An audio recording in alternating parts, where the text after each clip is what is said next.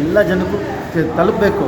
ಅಂದರೆ ಯಾರಿಗೆ ಕೈಯಲ್ಲಾಗಲ್ಲ, ಕಾಲು ನಡಿಗೆ ಕಷ್ಟ ಆಗುತ್ತೆ, ಯಾರಿಗೆ ದುಡ್ಡಿರಲ್ಲ, ಯಾರಿಗೆ ಅದೃಷ್ಟ ಇರಲ್ಲ ಹೋಗೋಕ್ಕೆ ಅಂಥವರೆಲ್ಲರೂ ಇಲ್ಲಿ ನೋಡ್ಬೋದು ಅನ್ನೋದಕ್ಕೋಸ್ಕರ ಇದು ತರಿಸಿದ್ದೀವಿ ಸರ್.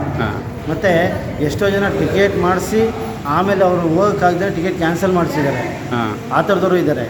ಇಲ್ಲಿ ಎಲ್ಲರೂ ಹತ್ತಿರ ಇರಲಿ ಇಂಥದಕ್ಕೋಸ್ಕರ ನೋಡಲಿ ಅನ್ನೋದಕ್ಕೋಸ್ಕರ ತರಿಸಿದ್ದೀವಿ ಸರ್. 108 ಕಡೆ ಪ್ರದರ್ಶನ ಮಾಡಿದಾರವರು, ಈ 109ನೇ ಪ್ರದರ್ಶನ ಇಲ್ಲಿ ಮಾಡಿಸ್ತಾ ಇದ್ದೀವಿ. ಫುಲ್ಲು ದುಃಖಿಸ್ಕೊಂಡು ಅಳ್ತಾನೆ ಇದ್ದಾರೆ, ನೀವು ನನಗೆ ರಾಮನ್ ತೋರಿಸ್ಬಿಟ್ರಿ, ನನಗೆ ಮೋಕ್ಷ ಕೊಡಿಸ್ಬಿಟ್ರಿ ನೀವು ಅಂತ ಹೇಳ್ಬಿಟ್ಟು. ಸರಿ, ಜನ ನೋಡೋಕೆ ಬಂದಿರೋರು ಸಹ ಅವ್ರ ಕಣ್ಣಲ್ಲೂ ಎಷ್ಟೋ ಜನದಲ್ಲಿ ಕಣ್ಣು ನೀರು ತುಂಬ್ಕೊಂಬಿಟ್ಟು ಗೊತ್ತಿಲ್ಲದೆ ನೀರು ತುಂಬ್ಕೊಂಡಿರೋದು ಅದು. ನಾನು ಬೇಸಿಕಲಿ ಆರ್ಟಿಸ್ಟು ಮತ್ತು ಆರ್ಕಿಟೆಕ್ಟ್ ಎರಡೂ ಅಲ್ಲ, ಚಿಕ್ಕ ವಯಸ್ಸಿಂದ ದೇವರ ಕೊಟ್ಟ ಕಲೆ ಮತ್ತು ಅದ್ರ ಜೊತೆ ಒಂದು ಭಕ್ತಿ ಮತ್ತು ಒಂದು ದೇವರ ಅನುಗ್ರಹ ನೋಡಿ, ಮೂರು ಸೇರಿದ್ರೆ ಮಾತ್ರ ಇಂಥದ್ದು ಒಂದು ದಿವ್ಯವಾದ ಒಂದು ಮಂದಿರ ಆಗೋಕ್ಕೆ ಚಾನ್ಸ್ ಇದೆ. ಮತ್ತು ಸುಮಾರು ಒಂದು 2.5 ವರ್ಷ ಆಗಿದೆ. ಅಯೋಧ್ಯೆಯಲ್ಲಿ ಯಾವ ಥರ ಒಂದು ಬಾಲಾರಾಮ ಇದೆ, ಸೇಮ್ ಅದೇ ಥರದ ಒಂದು ಬಾಲಾರಾಮ ಈ ಗರ್ಭಗುಡಿಲೂ ಸಹ ಇದೆ ನೋಡಿ. ಈ ಒಳಗಡೆ ಗರ್ಭಗುಡಿಲಿದೆ ನೋಡಿ, ದೇವರಿದೆಯಲ್ಲ. ಎಷ್ಟೋ ಜನ ಹೇಳ್ತಾರೆ, ನೀವು ಎಷ್ಟು ಯಾಕೆ ಡೆಪ್ತಲ್ಲಿ ಹೋಗಿ ಇಟ್ಟಿದ್ದೀರಾ, ಮುಂದೆನೇ ಇಡ್ಬೋದಾಯ್ತಲ್ಲ ಅಂತ ಹೇಳ್ತಾರೆ. ಮತ್ತು ಎಷ್ಟೋ ಜನ ಸ್ವಾಮಿಗಳು ಹೇಳ್ತಾರೆ, 2ನೇ ಸತಿ ನಮ್ಗೆ ಅಯೋಧ್ಯೆ ದರ್ಶನ ಮಾಡ್ದಂಗೆ ಆಯಿತು, ಅಷ್ಟು ಚೆನ್ನಾಗಿದೆ ಅಂತ ಹೇಳ್ತಾರೆ. ನಾವು ಕೆತ್ತನೆ ಒಂದು ಮಾಡಿಲ್ಲ ಇದರೊಳಗಡೆ, ಅದು ಬಿಟ್ಟರೆ ಸೇಮ್ ಅಯೋಧ್ಯೆ ಹೆಂಗಿದೆಯೋ ಇನ್ನೂ ವೈಭವೀಕರಿಸಿ. ವೈಭವಿ ಅಂದರೆ ನೀವು ಒಂದು ಸುವರ್ಣ ಮಂದಿರ, ಸಣ್ಣ ವರ್ಕಿನ ಸುವರ್ಣ ಮಂದಿರ ಯಾವ ಥರ ಇರುತ್ತೋ ಆ ಥರ ಒಂದು ಪ್ರದರ್ಶನ ಮಾಡ್ತಾ ಬರ್ತಾ ಇದ್ದೀವಿ ಸರ್. ಇದು ಪ್ರತಿಯೊಬ್ಬ ಹಿಂದೂಗೂ ಜೀವನದಲ್ಲಿ ಒಮ್ಮೆ ಆದರೂ ಅಯೋಧ್ಯೆ ಶ್ರೀರಾಮನ ದರ್ಶನ ಮಾಡಬೇಕು ಅಂತ ಆಸೆ ಇದ್ದೇ ಇರುತ್ತೆ. ಹಾಗೆ ನಾವು ಹೋಗ್ತೀವಿ ಒಂದಲ್ಲ ಒಂದು ದಿವಸ. ಆದರೆ ಅದಕ್ಕಿಂತ ಮುಂಚೆನೇ ನಾವು ಅಯೋಧ್ಯೆ ದರ್ಶನ ಮಾಡಿ ಶ್ರೀರಾಮನ ದರ್ಶನ ಮಾಡುವಂಥ ಒಂದು ಚಾನ್ಸ್ ಸಿಕ್ಕರೆ ನಾವು ಬಿಡ್ತೀವ? ಇವಾಗ ನೀವು ಈ ವಿಡಿಯೋದಲ್ಲಿ ನೀವು ನೋಡ್ತೀರಾ. ಓಕೆ, ನೋಡಿ, ಒಂದು ಶ್ರೀರಾಮನ ಸೇಮ್ ಮಾಡೆಲ್ ವಿಗ್ರಹ ಮತ್ತು ಸೇಮ್ ಮಾಡೆಲ್ ಟೆಂಪಲ್.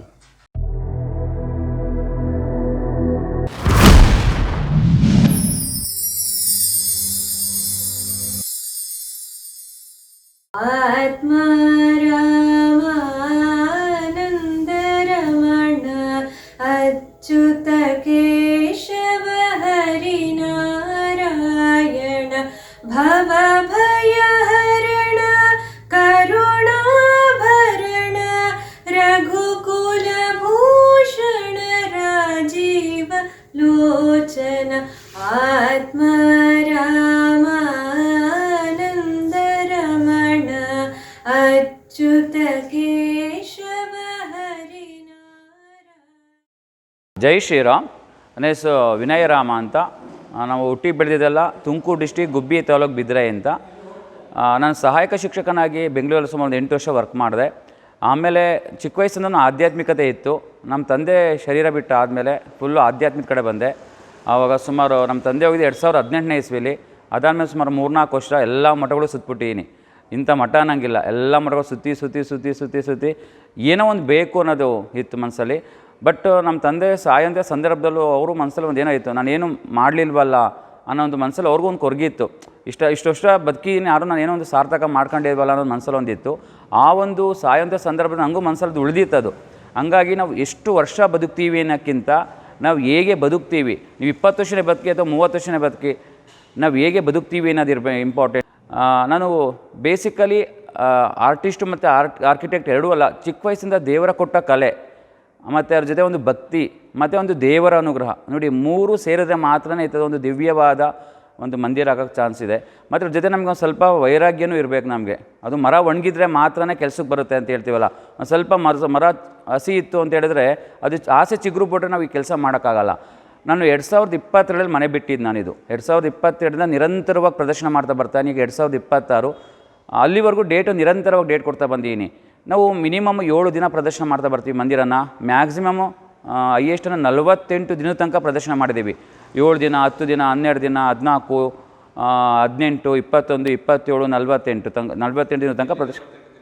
48 ಹೆಬ್ಬಳ್ಳಿ ಮಠ ಅಂತ ಹುಬ್ಬಳ್ಳಿ ಹತ್ರ ಬರುತ್ತೆ. ಅವಧೂತರಿದ್ದಾರೆ, ಗೋವಿಂದೇವಲ್ಕರ್ ಮಹಾರಾಜರು ಅಂತ ಇದ್ದಾರೆ. ಅವ್ರದ್ದು ಮಹಾರಾಷ್ಟ್ರ. ಅಲ್ಲಿ ಹೆಬ್ಬಳ್ಳಿಲೂ ಒಂದು ಮಠ ಇದೆ, ಅವ್ರು ಸ್ಥಿರ ಪಾದುಕ ಮಂದಿರ ಅಂತ ಇದೆ. ಅಲ್ಲಿ ಸುಮಾರು 48 ದಿನ ಪ್ರದರ್ಶನ ಮಾಡಿದರೆ ಸುಮಾರು 52 ದಿನ ಅಲ್ಲೇ ಇದ್ದೆ ನಾನು. ಅಲ್ಲಿ ನಿರಂತರವಾಗಿ ರಾಮನಾಮ ಸ್ಮರಣೆ ನಡೀತದೆ. ಶ್ರೀರಾಮ್ ಜೈ ರಾಮ್ ಜೈ ಜೈ ರಾಮ್ ಅಂತ 24 ಗಂಟೆನೂ ರಾಮನಾಮ ಸ್ಮರಣೆ ನಡೀತದೆ. ಅಂಥ ಒಂದು ವಿಶೇಷ ಒಂದು ಜಾಗದಲ್ಲಿ ಅಲ್ಲಿ ಪ್ರದರ್ಶನ ಮಾಡಿದೆ. ಅದು ಒಂದು ವಿಶೇಷ ನಮಗೆ. 48 ದಿನ ಮತ್ತು 27 ದಿನ ಮಾಡಿದ್ದೀವಿ. ಮತ್ತು ನಾವು ದೇವಸ್ಥಾನ ಅಂತ ಅಲ್ಲ, ನಾವು ದೇವಸ್ಥಾನ, ಆಶ್ರಮ, ಸ್ಕೂಲು, ಕಾಲೇಜು, ಹಾಸ್ಪಿಟ್ಲಲ್ಲೂ ಸಹ ಪ್ರದರ್ಶನ ಮಾಡಿದ್ವಿ. ನಾವು ಹುಬ್ಳಿ ಕಡೆ ಇದು ಬಿಜಾಪುರದ ಕಡೆ ಮಾಡಿದ್ವಿ. ಅಲ್ಲೊಂದು ಬಸವ ಹಾಸ್ಪಿಟಲ್ ಅಂತ ಒಂದೇನೋ ಬರುತ್ತೆ, ಅಲ್ಲಿ ಸಹ ನಾವು ಮಾಡಿದ್ವಿ. ಮತ್ತು ಹೋಟ್ಲಲ್ಲೂ ಸಹ ಪ್ರದರ್ಶನ ಮಾಡಿದ್ವಿ. ಅಂದರೆ ರಾಮ ಒಂದಕ್ಕೆ ಸೀಮಿತ ಅಂತಲ್ಲ, ಯಾಕೆಂದರೆ ರಾಮನ ಆದರ್ಶ ಗುಣಗಳು ಸರ್ವರಿಗೂ ಬೇಕು ಅಂತ. ಏನಕ್ಕೆ ನಾವು ಸರ್ವರಿಗೂ ಬೇಕು ಅಂದರೆ ರಾಮ ಬಂದು ಸೂರ್ಯ ವಂಶದವನಲ್ವಾ, ಸೂರ್ಯ ಸರ್ವರಿಗೂ ಯಾವ ಥರ ಸರಿ ಸಮವಾಗಿ ಬೆಳಕನ್ನು ಕೊಡ್ತಾನೆ ನೋಡಿ, ಯಾರಿಗೂ ಭೇದ ಭಾವ ಮಾಡ್ತಿಲ್ಲ. ಅದೇ ರೀತಿ ರಾಮನ ಆದರ್ಶ ಗುಣಗಳು ಸಹ ಯಾವುದೇ ಜಾತಿ ಧರ್ಮ ಪಕ್ಷ ಭೇದವಿಲ್ಲದೆ ಸರ್ವರಿಗೂ ಬೇಕು ಅಂತ ನೋಡಿ. ತಂದೆ ತಾಯಿ ಮಾತು ಕೇಳಬಾರೋ ಅಂತ ಯಾವ ಧರ್ಮದಲ್ಲಿಲ್ಲ, ಎಲ್ಲ ಧರ್ಮದಲ್ಲೂ ತಂದೆ ತಾಯಿ ಮಾತನ್ನು ಕೇಳಬೇಕು ಅಂತ ಇದೆ, ತಮ್ಮಂದ್ರನ್ನ ಪ್ರೀತಿಯಿಂದ ಕಾಣಬೇಕು ಅಂತ ಇದೆ, ಅದೇ ರಾಮ ಧರ್ಮ. ಹಂಗಾಗಿ ಪ್ರತಿಯೊಬ್ಬರಿಗೂ ರಾಮನ ಆದರ್ಶಗಳು ಬೇಕು ಅಂತ ಹೇಳ್ಬಿಟ್ಟು ಇದು ಪ್ರದರ್ಶನ ಮಾಡ್ತಾ ಬರ್ತಾಯಿನಿ. ಇದು ಸ್ವತಃ ನಾವೇ ಮಾಡಿರೋದು. ಇದು thermocol, foam board, light weight wood ಮೂರನ್ನೂ ಸಹ ಯೂಸ್ ಮಾಡಿದ್ದೀನಿ. ಒಂದು 75% ಥರ್ಮೋಕೋಲ್ ಇದೆ. ಇದೆಲ್ಲ ಸೇರಿದ್ರೆ ಒಂದು 200 kgನೂ ಸಹ ಇಲ್ಲ ಅಂದ್ಕೊಂತೀನಿ, ಅಷ್ಟು ಹಗುರವಾಗಿದೆ. ಏನಕ್ಕೆ ಹಗುರವಾಗಿದೆ ಅಂದರೆ ಇದು ತುಂಬ ಜನ ಮಾಡ್ತಾಯಿದ್ದಿಲ್ಲ, ಒಬ್ಬರೇ ಅಸೆಂಬಲ್ ಮಾಡೋದಾಗಲಿ ಡಿಸ್ಮೆಂಟಲ್ ಮಾಡೋದಾಗಲಿ 3.5 ವರ್ಷದಿಂದ ಒಬ್ಬರೇ ಮಾಡ್ತಾ ಬರ್ತಾಯಿದ್ವಿ. ನನಗೆ ಒಬ್ಬರೇ ಮಾಡ್ತಾಯಿರೋದು. ನಂಗೆ ಜೊತೆ ಹನುಮಂತ ಬಲ ಇದ್ದಾನೆ ಅಂತ ಹೇಳ್ತೀನಿ, ಅವನ ಒಂದು ಶಕ್ತಿ ಇಲ್ಲ ನಮಗೆ ಮಾಡೋಕ್ಕಾಗಲ್ಲ. ಹಂಗಾಗಿ ನಾನು ಯಾರು ಕೇಳಿದ್ರೆ ಇಬ್ಬರು ಅಂತ ಹೇಳ್ತೀನಿ, ನಾನು ಮತ್ತು ಹನುಮಂತ ಅಂತ ಹೇಳ್ತೀವಿ. ಪಾಪ ಕೆಲವರು ಕನ್ಫ್ಯೂಸ್ ಮಾಡ್ಕೊತಾರೆ, ಹನುಮಂತ ಅಂದರೆ ಯಾರೋ ಫ್ರೆಂಡ್ ಅಂತ ತಿಳ್ಕೊಂಡು. ಹನುಮಂತ ಅಂದರೆ ಫ್ರೆಂಡ್ ಅಲ್ಲ, ನನ್ನ ಅಂತರಂಗದ ಶಕ್ತಿ ಅವನೇ, ಅವನ ಶಕ್ತಿ ತುಂಬ್ತಾನೆ. ನಾನು ರಾಮನಾಮ ಸ್ಮರಣೆ ಮಾಡ್ತಾ ಹೋಗ್ತೀನಿ, ಆ ರಾಮ ನನಗೆ ಶಕ್ತಿ ಕೊಡ್ತಾನೆ ಅವನದು ಮಂದಿರ ಮಾಡ್ಕೊಳ್ಳೋಕ್ಕೆ. ಹಂಗಾಗಿ 3.5 ವರ್ಷದಿಂದ ಆ ರಾಮನಾಮ ಸ್ಮರಣೆಯಲ್ಲಿ ನಿರಂತರವಾಗಿ ಪ್ರದರ್ಶನ ಮಾಡ್ತಾ ಬರ್ತಾ ಇದ್ದೀನಿ. ಲಾಕಿಂಗ್ ಸಿಸ್ಟಮ್ ಥರ ಇದೆ. ಸುಮಾರು ಇದು ಜೋಡಿಸೋದಕ್ಕೆ ಒಂದು 2 ರಿಂದ 3 ದಿನ ಬೇಕು ನಮಗಿದು. ಅಂದರೆ ತುಂಬ ವರ್ಕ್ ಇದೆ ಒಳಗಡೆ, ನಮಗೆ ಸ್ಮಾಲ್ ವರ್ಕ್ ಇದೆ. ಹಂಗಾಗಿ ಇದು ಜೋಡಿಸೋದಕ್ಕೂ 3 ದಿನ ಬೇಕು, ಮತ್ತು ತೆಗೆಯೋದಕ್ಕೂ 3 ದಿನ ಬೇಕು. ನಂಬರ್ಸ್ ಇರುತ್ತೆ. ಬಟ್ ನಮಗೆ ಬಿಟ್ಟರೆ ಮತ್ತು ಬೇರೆಯವ್ರಿಗೆ ಸಡನ್ನಾಗೆ ಗೊತ್ತಾಗಲ್ಲ. ಅದು ನನಗೆ ಕನ್ಫ್ಯೂಸ್ ಆಗುತ್ತೆ. ಇಷ್ಟು ಸತಿ ಪ್ರದರ್ಶನ ಮಾಡಬೇಕು, ಇಷ್ಟು 108 ಪ್ರದರ್ಶನ ಕೊಟ್ಟರು ಒಂದ್ಸತಿ ನನಗೆ ಒಂದ್ಸತಿ ಉಲ್ಟಾ ಜೋಡಿಸ್ಬಿಟ್ಟಿರ್ತೀನಿ. ಯಾಕೆಂದರೆ ತುಂಬ ಸಣ್ಣ ವರ್ಕ್ ಇರೋದ್ರಿಂದ ಅಲರ್ಟಾಗಿರಬೇಕು. ಮತ್ತು ನಾನು ಜೋಡಿಸ್ಬೇಕಾದ್ರೂ ಯಾರನ್ನೂ ಸಹ ಜೋಡಿಸ್ಕೊಳಕ್ಕೆ ಕರೆಯಲ್ಲ. ಯಾಕೆ ನಾವು ಜೋಡಿಸ್ಬೇಕಾದ್ರೂ ಸಹ ರಾಮ ರಾಮ ರಾಮ ರಾಮ ಅಂತಲೇ ಜೋಡಿಸ್ತಾ ಬರ್ತಾ ಇರ್ತೀನಿ. ಮತ್ತು ಅಲ್ಲಿ ನೋಡಿ ಎಷ್ಟೋ ಕಂಬಗಳು ನೋಡಲ್ಲ. ಅಲ್ಲಿ ನಾವು ಸ್ಟಾರ್ಟಿಂಗಲ್ಲಿ ಇದೆಲ್ಲ ಅಯೋಧ್ಯ ರಾಮನ ಕನ್ಸ್ಟ್ರಕ್ಟ್ ಮಾಡೋಕ್ಕಿಂತ ಮುಂಚೆ ಪ್ರತಿಯೊಂದ್ರ ಮೇಲೂ ರಾಮ ಅಂತ ಬರೋದು ಸ್ಟಾರ್ಟ್ ಮಾಡಿದ್ದು ನೋಡಿ. ಅದಕ್ಕೆ ಪ್ರತಿಯೊಂದು ಪಿಲ್ಲರ್ ಆಗಲಿ ನೀವು ಅಲ್ಲಿ ಏನೇನು ಕಾಣ್ತಿದೆ ಎಲ್ಲದರಲ್ಲೂ ರಾಮ ಅಂತ ಇದೆ. ಅದಕ್ಕೆ ಅದರ ಶಕ್ತಿ ಏನಕ್ಕೆ ಅಂದರೆ ಇವತ್ತು 108 ಪ್ರದರ್ಶನ ಕಂಡಿದೆ. ಏನಕ್ಕೆ ಅಂತ ಹೇಳಿದ್ರೆ ಅದೆಲ್ಲದ್ರ ಮೇಲೆ ರಾಮನ ಶಕ್ತಿ ಇದೆ. ಹಂಗಾಗಿ ನಾವು ಅದನ್ನು ಕನ್ಸ್ಟ್ರಕ್ಟ್ ಮಾಡೋಕ್ಕಿಂತ ಮುಂಚೆನೇ ಎಲ್ಲದ್ರ ಮೇಲೂ ರಾಮ ರಾಮ ಅಂತ ಬರೆದ್ಬಿಟ್ಟೆ ನಾವು ಸ್ಟಾರ್ಟ್ ಮಾಡಿದ್ದು. ನಮಗೆ ಅಯೋಧ್ಯೆಯಲ್ಲಿ ಯಾವ ಥರ ಇದೆ ಅದೇ ಥರ ಇಲ್ಲೂ ಸಹ ಮಾಡಿದ್ದೀವಿ. ಇದು ಮಾಡಿರೋ ಉದ್ದೇಶ ಬಂದ್ಬಿಟ್ಟು ಮೊದಲನೇದಾಗಿ ರಾಮನ ಅವತಾರ ತ್ರೇತಾಯುಗದಲ್ಲಿ ಏನಕ್ಕಾಗಿತ್ತು ಅಂದರೆ ಧರ್ಮ ಶಿಕ್ಷಣ ಮತ್ತು ಆತ್ಮಜ್ಞಾನದ ಉಪದೇಶಕ್ಕೋಸ್ಕರ ರಾಮನ ಅವತಾರ ಆಗಿರುತ್ತೆ. ಎರಡನೇದು ರಾಮನ ಆದರ್ಶ ಗುಣಗಳು ಸರ್ವರಿಗೂ ಬೇಕು ಅಂತ. ಮೂರನೇದು ಸಮಾನತೆಯನ್ನು ಹಂಚುವಲ್ಲಿ ಪಂಚಭೂತಗಳು ಅಂದರೆ ಆಕಾಶ ಭೂಮಿ ಗಾಳಿ ನೀರು ಬೆಳಕು ಸರ್ವರಿಗೂ ಸರಿಸಮವಂತಿದೆ. ಅದರಿಂದ ಪಾಠ ಕಲಿಯೋದು ನಮ್ಗೆ ತುಂಬ ಇದೆ. ನಾಲ್ಕನೇದು ಎಷ್ಟೋ ಜನ ಏಜ್ ಆಯಿತು, ಒಂದು 90 ವರ್ಷ ಮೇಲ್ಪಟ್ಟು ಏಜ್ ಆದವ್ರಿಗೆ ನಮ್ಮ ಕೈಲಿ ಅಯೋಧ್ಯೆಗೆ ಹೋಗೋಕ್ಕಾಗದೇ ಇಲ್ಲಪ್ಪ ಅಂದ್ಕೊಂಡವ್ರಿಗೆ, ಎಷ್ಟೋ ಜನ ಬಡವರು ಇರ್ತಾರೆ, ಹ್ಯಾಂಡಿಕ್ಯಾಪ್ಗಳು ಇರ್ತಾರೆ, ನಮಗೆ ದುಡ್ಡಿರುತ್ತೋ ಇರೋಲ್ಲ ಗೊತ್ತಿಲ್ಲ, ಅಂಥವ್ರಿಗೂ ಸಹ ಅಯೋಧ್ಯೆ ದರ್ಶನ ಮಾಡಬೇಕು ಅಂತ ಇರುತ್ತೆ. ಮತ್ತು ಇದು ಉಚಿತ ಇರುತ್ತೆ. ಯಾವುದೇ ಕಾರಣಕ್ಕೂ ಇಲ್ಲಿ ನಾವು ಇದಕ್ಕೆ ದುಡ್ಡು ಕೊಟ್ಟು ಬರಬೇಕು ಅಂತಿಲ್ಲ, ಉಚಿತವಾಗಿ ಪ್ರತಿಯೊಬ್ಬರಿಗೂ ನಾನು ಸೇವೆ ಅಂತ ಮಾಡ್ತಾನೆ ಬರ್ತೀವಿ. ಅವರೆಲ್ಲರೂ ದರ್ಶನ ಮಾಡ್ಕೊಂಡು ಎಷ್ಟೋ ಜನ ವಯಸ್ಸಾದವ್ರು ನಮಗೆ ಮೋಕ್ಷನೇ ಸಿಕ್ತು ಅಂತ ಹೇಳ್ಬಿಟ್ಟಿದ್ದಾರೆ. ಅವರು ಎಷ್ಟು ಖುಷಿಯಾಗಿದೆ ಅಂದರೆ ಅವ್ರಿಗೆ ಇದು ಬಿಟ್ಟು ಹೋಗೋದೇ ಇಲ್ಲ ಅಂತ ಹೇಳ್ತಾರೆ, ಅಷ್ಟು ಮನಸ್ಸಿಗೆ ಅನುಭವ ಆಗಿದೆ. ಮೊನ್ನೆ ಬೆಂಗಳೂರಲ್ಲಿ ಪ್ರದರ್ಶನ ಮಾಡಿದ್ರು ಅಷ್ಟೇ, ಸುಮಾರು ಒಂದು 85 ವರ್ಷ ಆಗಿತ್ತು. ಅವ್ರು ನೋಡಿದ ತಕ್ಷಣ ನಮಗೆ ಫುಲ್ಲು ದುಃಖಿಸ್ಕೊಂಡು ಅಳ್ತಾನೆ ಇದ್ದಾರೆ, ನೀವು ನನಗೆ ರಾಮನ ತೋರಿಸ್ಬಿಟ್ರಿ, ನನಗೆ ಮೋಕ್ಷ ಕೊಡಿಸ್ಬಿಟ್ರಿ ನೀವು ಅಂತ ಹೇಳ್ಬಿಟ್ಟು. ಸರಿ, ಜನ ನೋಡೋಕೆ ಬಂದಿರೋರು ಸಹ ಅವ್ರ ಕಣ್ಣಲ್ಲೂ ಎಷ್ಟೋ ಜನದಲ್ಲಿ ಕಣ್ಣು ನೀರು ತುಂಬ್ಕೊಂಬಿಟ್ಟು ಗೊತ್ತಿಲ್ಲದೆ ನೀರು ತುಂಬ್ಕೊಂಡಿರೋದು ಅದು. ಹಂಗಾಗಿ ಇದು ಎಷ್ಟೋ ಜನಕ್ಕೆ ಮೋಕ್ಷನೂ ಕೊಡ್ಸಿನೇ ರಾಮ. ನೋಡಿ, ದೇವರು ಗರ್ಭಗುಡಲೇ ಇರ್ತಾನೆ ಅನ್ನೋದಲ್ಲ, ನಮಗೆ ಎಲ್ಲಿ ಭಕ್ತಿದೆ ನಾವು ದೇವ್ರನ್ನ ಸ್ಮರಣೆ ಮಾಡ್ತೀವಿ. ನೀವು ಮನೇಲೇ ರಾಮನ ಸ್ಮರಣೆ ಮಾಡಿ, ಖಂಡಿತ ನಿಮ್ಗೆ ದೇವರು ಯಾವುದೋ ಒಂದು ರೂಪದಲ್ಲಿ ಮನೇಲೇ ನಿಮಗೆ ಅನುಗ್ರಹ ಮಾಡ್ತಾನೆ. ಹಂಗಾಗಿ ಎಲ್ಲ ಹಿರಿಯರಿಗೆ ಅಂತ ಮಾಡಿದ್ದೀನಿ, ಅಂದರೆ 90 ವರ್ಷ 80 ವರ್ಷ ಮೇಲ್ಪಟ್ಟವ್ರಿಗೆಲ್ಲ. ಅದೇ ಇಷ್ಟು ಜನ ಮಕ್ಕಳಿಗೆ ಆಗಲಿ ನಮ್ಮಂಥವ್ರಿಗಾಗಲಿ ಇದು ನೋಡಾದ್ಮೇಲೆ ನಾವು ಸಹ ಒಂದು ಸತಿ ಅಯೋಧ್ಯೆಗೆ ಹೋಗ್ಬೇಕು ಅನ್ನೋದು ಪ್ರೇರಣೆ ಆಗುತ್ತೆ. ಒಂದು ಸತಿ ನಾವು ಬೆಂಗಳೂರಲ್ಲಿ ಒಂದು ಮಠದಲ್ಲಿ ಪ್ರದರ್ಶನ ಮಾಡಿದ್ವಿ. ಆ ಒಂದು ಸಂದರ್ಭದಲ್ಲಿ ಒಂದು UKG ಮಗು ಬಂದಿತ್ತು ಅವ್ರ ತಾಯಿ ಜೊತೆ. ಇದು ನೋಡಿದ ತಕ್ಷಣ ನೋಡಿ, ಆ ಮಗುಗೆ ಆ ಬೊಂಬೆಗಳೆಲ್ಲ ನೋಡ್ತಲ್ಲ, ನೋಡಿದ ತಕ್ಷಣ ನಾನು ಇದ್ರೊಳಗಡೆ ಹೋಗೋಣ ಅಮ್ಮ ಅಂತ ಕೇಳ್ತು. ಅವ್ರ ತಾಯಿ ಹೇಳಿದ್ರು, ಇಲ್ಲಮ್ಮ ಇದ್ರೊಳಗಡೆ ಹೋಗೋಕ್ಕಾಗಲ್ಲ, ಅಯೋಧ್ಯೆಯಲ್ಲಿ ದೊಡ್ಡದಾಗಿದೆ, ಅಲ್ಲಿ ಬೇಕಾದ್ರೆ ಕರ್ಕೊಂಡು ಹೋಗ್ತೀನಿ ಅಂತ ಹೇಳಿದ್ರು. ಆ ಮಗು ಹೇಳಿತು, ನೀನು ಅಯೋಧ್ಯೆಗೆ ಕರ್ಕೊಂಡು ಹೋಗ್ತೀನಿ ಅಂತ ಹೇಳ್ಬಿಟ್ಟು ನನಗೆ ಇವಾಗ ಪ್ರಾಮಿಸ್ ಮಾಡು ಅಂತ ಹೇಳ್ಬಿಟ್ಟು ಆ ಮಗು ರಾಮಂದ್ರದ ಮುಂದೆನೇ ಪ್ರಾಮಿಸ್ ಮಾಡಿಸ್ಕೊಂತ ನೀನು ನನ್ನನ್ನು ಅಯೋಧ್ಯೆಗೆ ಕರ್ಕೊಂಡು ಹೋಗಬೇಕು ಅಂತ. ಅದು UKG ಮಗು, ಒಂದು 3-4 ವರ್ಷದ ಮಗು ಇರ್ಬೋದು ನೋಡಿ. ಅಂಥ ಮಗುಗೂ ಸಹ ನಾನು ಅಯೋಧ್ಯೆಗೆ ಹೋಗ್ಬೇಕು ಅನ್ನೋದೊಂದು ಪ್ರೇರಣೆ ಆಗುತ್ತೆ ನೋಡಿ. ಎಲ್ಲ ಉದ್ದೇಶ ಇಟ್ಕೊಂಡು ಒಂದು ಸೇವಾ ರೂಪದಲ್ಲಿ ಪ್ರದರ್ಶನ ಮಾಡ್ತಾ ಬರ್ತಾ ಇದ್ದೀವಿ. ನಮ್ಗೆ ಅಯೋಧ್ಯೆಯಲ್ಲೂ ಸಹ 3 ಮಹಡಿಗಳು ಬರುತ್ತೆ, ನೆಲ ಮಹಡಿ, 1ನೇ ಮಹಡಿ, 2ನೇ ಮಹಡಿ ಅಂತ. ಈಗ ನೆಲ ಮಹಡಿಲಿ ಬಾಲರಾಮ ಪ್ರತಿಷ್ಠಾಪನೆಯಾಗಿ ಸುಮಾರು ಒಂದು 2.5 ವರ್ಷ ಆಗಿದೆ. ಅಯೋಧ್ಯೆಯಲ್ಲಿ ಯಾವ ಥರ ಒಂದು ಬಾಲರಾಮ ಇದೆ, ಸೇಮ್ ಅದೇ ಥರ ಒಂದು ಬಾಲರಾಮ ಈ ಗರ್ಭಗುಡಿಯಲ್ಲೂ ಸಹ ಇದೆ. ಅವರ ಬಾಲರಾಮನ ಮುಂಭಾಗದಲ್ಲಿ ಪುಟ್ಪುಟ್ಟಗೆ ಲಕ್ಷ್ಮಣ ಭರತ ಶತ್ರುಘ್ನ ಸಹ ಇದ್ದಾರೆ. ನೋಡಿ, ರಾಮ ಲಕ್ಷ್ಮಣ ಭರತ ಶತ್ರುಘ್ನ ಸೇರಿ ವಿಷ್ಣುವಿನ ಪೂರ್ಣ ಅವತಾರ ಅಂತಲೂ ಸಹ ಕರಿತೀವಿ. ರಾಮ ವಿಷ್ಣು ಆದರೆ ಲಕ್ಷ್ಮಣ ಶೇಷನಾಗ, ಭರತ ಮತ್ತು ಶತ್ರುಘ್ನ ಶಂಖ ಮತ್ತು ಚಕ್ರ.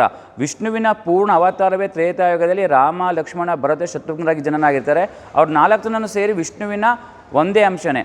ಹಂಗಾಗಿ ನೆಲಮಡಿಯಲ್ಲಿ ಬಾಲರಾಮ ಪ್ರತಿಷ್ಠಾಪನೆ ಆಗಿದೆ. ಅದೇ ರೀತಿ ಬಾಲರಾಮನ ಬಲಭಾಗದ ಒಂದು ಗಣಪತಿ, ಎಡಭಾಗದ ಒಂದು ದೇವಿ ಸಹ ಪ್ರತಿಷ್ಠಾಪನೆ ಆಗಿದೆ. ಅದು ನೆಲ ಮಹಡಿ ಆಯಿತು. ಅದೇ ರೀತಿ 1ನೇ ಮಹಡಿ ರಾಮನ ಆಸ್ಥಾನ ಅಥವಾ ದರ್ಬಾರ್ ಅಂತ ಕರಿತೀವಿ. ಅಂದರೆ ರಾಮ ಕಲ್ಯಾಣ ಆದಮೇಲೆ ಕಲ್ಯಾಣ ರಾಮನಾಗಿ ಸೀತಾದೇವಿಯ ಜೊತೆ ಮೇಲೆ ದರ್ಬಾರ್ ಮಾಡೋಕ್ಕೆ ಬರ್ತಾನೆ. ಅಂದರೆ ಸೀತಾ ಸಮೇತ ಪಟ್ಟಾಭಿರಾಮ.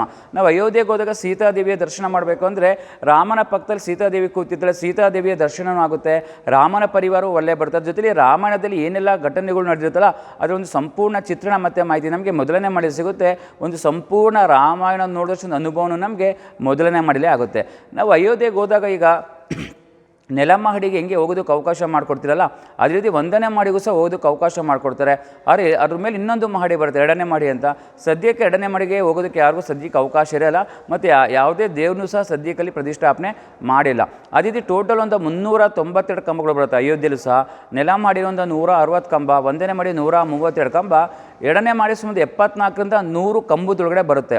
ಅದರಲ್ಲಿ ಸುಮಾರು 6 ಡಜನ್ ಪಿಲ್ಲರ್ಗೆ ದೇವ್ರುಗಳನ್ನ ಕೆತ್ತನೆ ಮಾಡಿದೆ. 6 ಡಜನ್ ಅಂದರೆ ಸುಮಾರು 72 ಕಂಬಗಳಿಗೆ ದೇವ್ರುಗಳನ್ನ ಕೆತ್ತನೆ ಮಾಡಿ, ಒಂದೊಂದು ಕಂಬದಲ್ಲಿ ಸುಮಾರು 16ರಿಂದ 24 ದೇವ್ರುಗಳನ್ನ ಕೆತ್ತನೆ ಮಾಡಿದ್ದಾರೆ.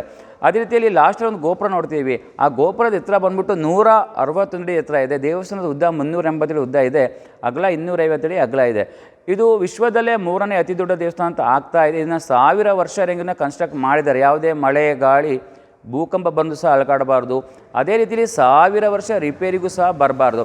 ಅದೇ ರೀತಿಯಲ್ಲಿ ಅಲ್ಲಿ ಯಾವುದೇ ರೀತಿಯ ಕಬ್ಬಿಣ ಮತ್ತು ಸಿಮೆಂಟನ್ನು ಸಹ ಯೂಸ್ ಮಾಡಿಲ್ಲ. ಕೆಲವು ಕಡೆ ಮಾತ್ರ ವೈಟ್ ಸಿಮೆಂಟ್ ಯೂಸ್ ಮಾಡಿದ್ದಾರೆ. ಕಾರಣ ಏನಪ್ಪ ಅಂದರೆ ಅದು ಲಾಕಿಂಗ್ ಸಿಸ್ಟಮ್ ಆದ್ದರಿಂದ ಕೆಲವು ಕಡೆ ಗ್ಯಾಪ್ ಇರುತ್ತೆ. ಆ ಗ್ಯಾಪ್ ಫಿಲ್ ಮಾಡೋಕ್ಕೋಸ್ಕರ ಕೆಲವು ಕಡೆ ವೈಟ್ ಸಿಮೆಂಟ್ ಯೂಸ್ ಮಾಡಿದ್ದಾರೆ.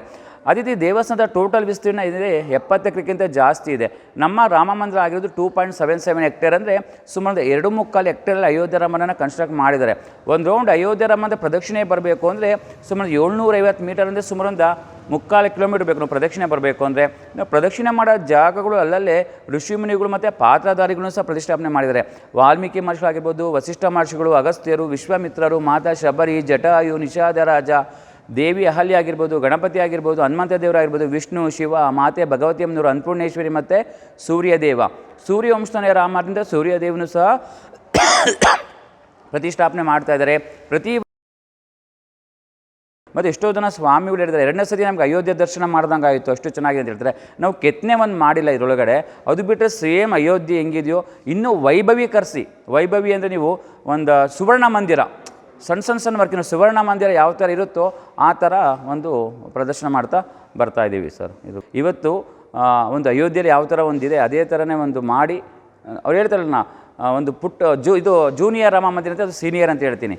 ಯಾಕೆಂದರೆ ನೋಡಿ, ಒಳಗಡೆ ಗರ್ಭಗುಡಿಲಿದೆ ನೋಡಿ ದೇವರಿದೆಯಲ್ಲ, ಎಷ್ಟೋ ಜನ ಹೇಳ್ತಾರೆ ನೀವು ಎಷ್ಟು ಯಾಕೆ ಡೆಪ್ತಲ್ಲಿ ಹೋಗಿ ಇಟ್ಟಿದ್ದೀರಾ, ಮುಂದೆನೇ ಇಡ್ಬೋದಾಯ್ತಲ್ಲ ಅಂತ ಹೇಳ್ತಾರೆ. ನೋಡಿ, ಅದು ನಾವು ಏನಕ್ಕೆ ಡೆಪ್ತಲ್ಲಿ ಇಟ್ಟಿದ್ದೀವಿ ಅನ್ನೋ ಉದ್ದೇಶನೂ ಇದೆ. ನಮ್ಮ ಅಯೋಧ್ಯೆಯಲ್ಲೂ ಸೇಮ್ ಹಂಗೆ ಇದೆ ಬಿಡಿ. ಆ ಗರ್ಭಗುಡಿ ಮೇಲೇನು ಗೋಪುರ ಕಾಣ್ತೀರ ಅದು ಕೆಳಗಡೆ ಬಾಲರಾಮ ಇರೋದು.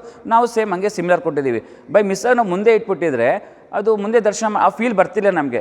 ಇವತ್ತು 100ಕ್ಕೆ 99% ಏನಕ್ಕೆ ನಾವು ಇದು ರಾಮ ಮಂದಿರ ನಾವು ಎಲ್ಲ ಕಡೆ ಕ್ಲಿಕ್ ಆಗಿದೆ ಅಂದರೆ ಆ ಒಳಗಡೆ ರಾಮನೇ ನಮ್ಗೆ ಹೈಲೈಟ್. ಇವತ್ತು ಇದೆಲ್ಲ ಹೈಲೈಟ್ ಇಲ್ಲ ನಮಗೆ. ಆ ರಾಮನ ನೋಡ್ತಾರಲ್ಲ, ಆ ರಾಮನೇ ನಮಗೆ ಎಲ್ಲದಕ್ಕಿಂತ ಹೈಲೈಟ್. ಹಂಗಾಗಿ ಅದು ಡೆಪ್ತ್ ಇಟ್ಟೀನಿ. ಇನ್ನೊಂದು ಉದ್ದೇಶ ಏನಪ್ಪ ಅಂದರೆ ನಮಗೆ ನಮ್ಮ ಆತ್ಮಸಾಕ್ಷಾತ್ಕಾರ ಆಗಬೇಕು ಅಂದರೆ ನಮ್ಮ ಡೆಪ್ತ್ ನಾವು ಹೋಗಬೇಕು. ನೋಡಿ ಇಲ್ಲಿ ಹೆಂಗೆ ನೋಡಿ, ಒಂದೊಂದು ಕಂಬ ಇದೆ ನೋಡಿ, ಒಂದೊಂದು ಕಂಬ ಮೀರೋಗ್ಬೇಕು ನಾವು. ನೋಡಿ, ಕಾಮ, ಕ್ರೋಧ, ಲೋಭ, ಮೋಹ, ಮದ, ಮತ್ಸರ, ಅಹಂಕಾರ ಅನ್ನೋದು ಒಂದೊಂದು ಕಂಬ ನಾವು ಮೀರಿ ಹೋದಾಗಲೇ ನಮ್ಗೆ ಆತ್ಮಸಾಕ್ಷಾತ್ಕಾರ ಆಗುತ್ತೆ. ಹಂಗಾಗಿ ನಮಗೆ ಆ ದೇವರ ದಿವ್ಯ ದರ್ಶನ ಆಗಬೇಕು ಅಂದರೆ ನಾವು ಈ ಥರನೂ ದಾಟಿ ಹೋಗ್ಬೇಕು ಅನ್ನೋದು ಒಂದು ಸೂತ್ರ. ಇದು ಸಹ ನಾನು ಅದನ್ನು ಎಲ್ಲರಿಗೂ ಹೇಳ್ತೀನಿ. ಆದಿನಾರಾಯಣ ಆನಂದ ಶಯನ ಸಚ್ಚಿದಾನಂದ ಸತ್ಯನಾರಾಯಣ. ಆದಿನಾರಾಯಣ ಆನಂದ ಶಯನ ಸಚ್ಚಿದಾನಂದ ಸತ್ಯನಾರಾಯಣ. ಆತ್ಮರಾಮಾನಂದ ರಮಣ ಅಚ್ಯುತ ಕೇಶವ ಹರಿನಾರಾಯಣ. ಆತ್ಮ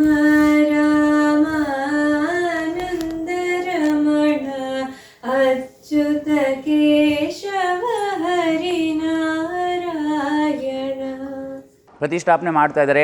ಪ್ರತಿ ವರ್ಷ ಶ್ರೀರಾಮನವಮಿ ಟೈಮಲ್ಲಿ ಸೂರ್ಯನ ಒಂದು ಕಿರಣ ಬಾಲರಾಮನ ಹಣೆ ಮೇಲೆ ಸ್ಪರ್ಶ ಮಾಡೋಂಗೂ ಸಹ ಮಾಡಿರೋದು ಪ್ರತಿ ವರ್ಷ ಶ್ರೀರಾಮನವಮಿ ಟೈಮಲ್ಲಿ ಮಾತ್ರ. ಇಷ್ಟೊತ್ತು ಕೇಳೋದಕ್ಕೆ ಹನುಮಂತನ ಪರವಾಗಿ ಧನ್ಯವಾದಗಳು. ಜೈ ಶ್ರೀರಾಮ್.